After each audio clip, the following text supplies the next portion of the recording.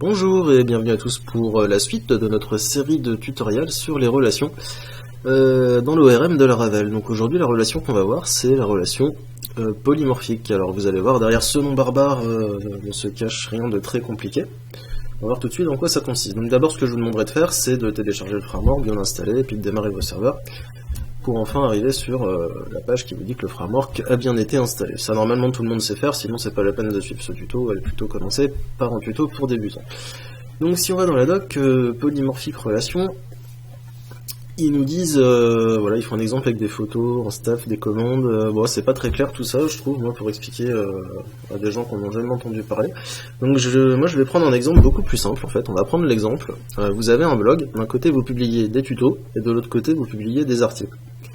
Et vous voulez bien sûr laisser la possibilité à vos visiteurs de laisser des commentaires, autant sur les tutos que sur les articles. Eh bien, on va pas créer deux tables commentaires, ça serait stupide.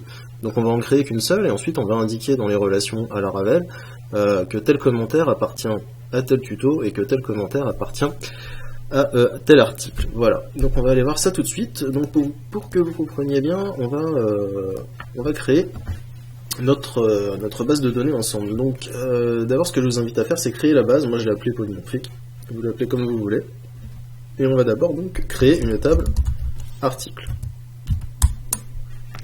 Donc on va pas se prendre la tête, on va juste mettre un ID, en clé primaire auto incrémente, et on va également lui mettre un contenu qui sera de type texte.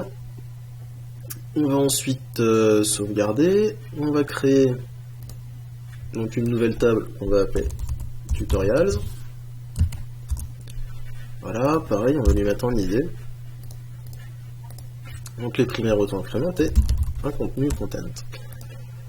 On va mettre en type texte, voilà. Alors maintenant vient la table commentaires. Donc la table pour les commentaires, elle a une structure un peu particulière. On va d'abord la créer, comment. Voilà, on va lui mettre un ID, en clé primaire auto-incrémente, et donc il va falloir indiquer quelle est l'idée, soit du tuto, soit de l'article auquel se rapporte le commentaire. Pour ça on va appeler le champ commentable underscore ID, qui sera donc un entier. Oui mais l'ID de quoi? Du tutoriel ou de l'article? Et bien c'est là qu'on va lui indiquer le commentable type, qui prendra en fait le nom de la classe du modèle. Voilà. Et ensuite donc un contenu content également pour le commentaire. Voilà, donc on va aller insérer quelques petites entités. Donc on va faire un tuto, voilà, je ne sais pas, on va prendre un peu de texte. Voilà, donc un tuto numéro 1 et un tuto numéro 2. On va faire pareil pour les articles, donc on se rend dans la table article, on fait insérer un article numéro 1, un article numéro 2. Voilà, donc là on a bien notre article qui a été inséré hein, et notre tuto. Ensuite on va insérer un commentaire, donc on se rend dans la table comment, et on va insérer, alors là je me rends compte que dans la structure j'ai fait une erreur, je l'ai mis le content en integer, et je vais le mettre donc en texte. 255, voilà. Donc maintenant on va insérer dans la table commentaire, pour l'ID numéro 1, le tutoriel numéro 1. On va lui insérer un commentaire. Pour l'ID numéro 2, de l'article numéro 2. Donc c'est bien le nom de la classe, on comprend. Ensuite on va créer des modèles, un modèle tutoriel et un modèle article. Hein, voilà. Donc voilà, donc l'article qui a l'idée numéro 2 aura ce commentaire là, et le tutoriel qui est l'idée numéro 1 aura ce commentaire là. On exécute. Veuillez saisir un nombre. Alors, commentable type, voilà aussi je me suis encore trompé dans la structure, alors désolé. Voilà, non c'est pas ID, c'est... Ah, commentable type, voilà, en fait c'est un varchar. 255, voilà, bon ça ira mieux, désolé. Donc le tutoriel qui a l'ID numéro 1. On lui met un commentaire. Et l'article qui est l'ID ici numéro 2, on lui met également un commentaire. D'ailleurs, on pourrait en insérer un autre, hein, par exemple, je sais pas, pour le tutoriel qui est l'ID numéro 2. Donc, tutoriel, on va lui mettre également un commentaire ici. Voilà, donc j'exécute la requête. Et donc maintenant, on voit qu'ici on a deux articles. On a également deux tutoriels. Et on a des commentaires, donc on en a deux. On en a un pour le tutoriel qui est l'ID numéro 1, un pour l'article qui est l'ID numéro 2, et un autre pour le tutoriel qui est l'ID numéro 2. Voilà, donc maintenant on va aller créer nos modèles. Alors dans le dossier de travail, on va dans App, Models.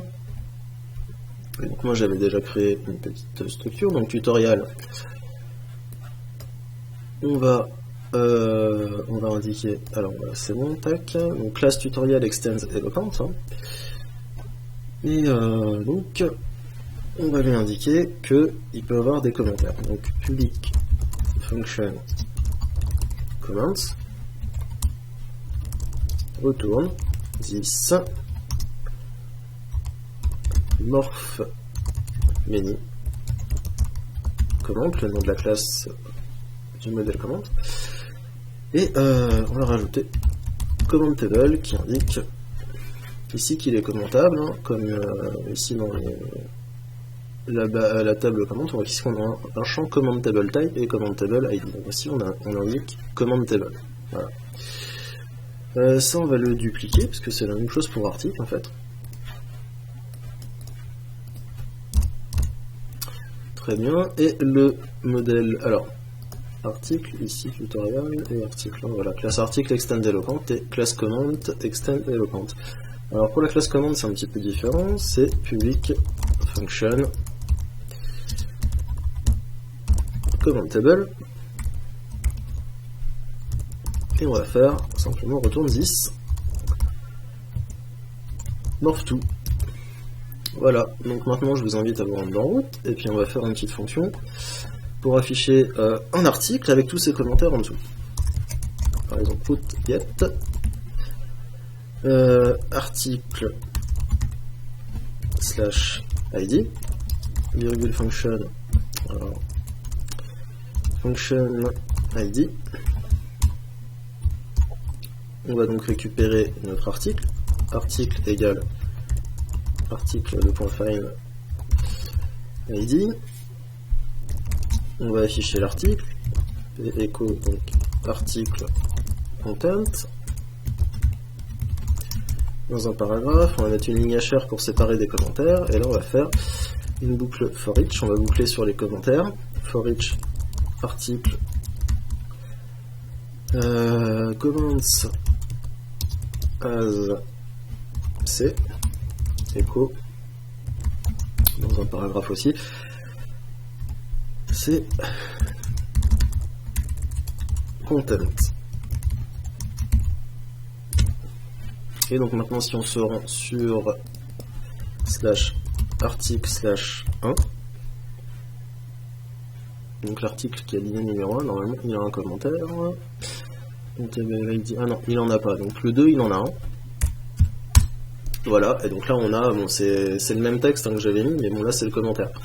Je vais mettre comme ça, je vais mettre commentaire. Dans l'instant. Tac. Commentaire.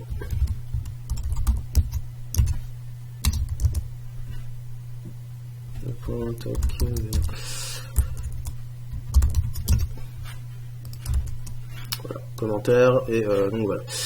Et donc, on peut en rajouter un, par exemple, pour l'article qui a l'ID numéro 2, donc on va insérer, donc commentable ID 2, qu'est-ce qu'on commente? Un article, puis on va mettre, par exemple, un autre commentaire pour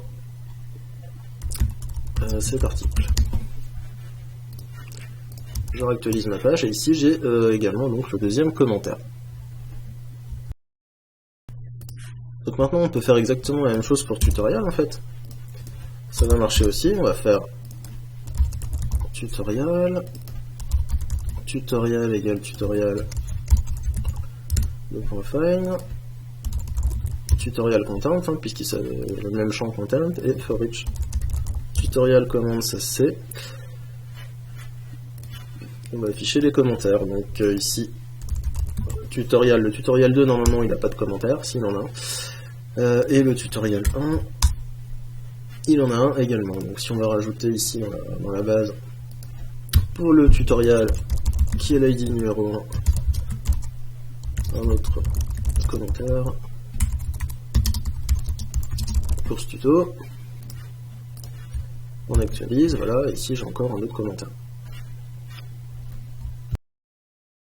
Voilà, donc cette relation polymorphique, elle est vraiment très pratique dans le sens où elle évite de faire deux tables distinctes pour les commentaires, par exemple, enfin, dans notre cas les commentaires, mais ça marche aussi pour tout un tas de choses. Vous pouvez étudier aussi également l'exemple de la doc, hein, si ça vous dit, et puis imaginez d'autres exemples, d'autres applications où vous pourrez utiliser cette relation. Voilà, donc j'espère que ce petit tuto vous a plu, n'hésitez pas à revisionner la vidéo, et puis je vous donne rendez-vous à très bientôt dans un prochain tutoriel, salut!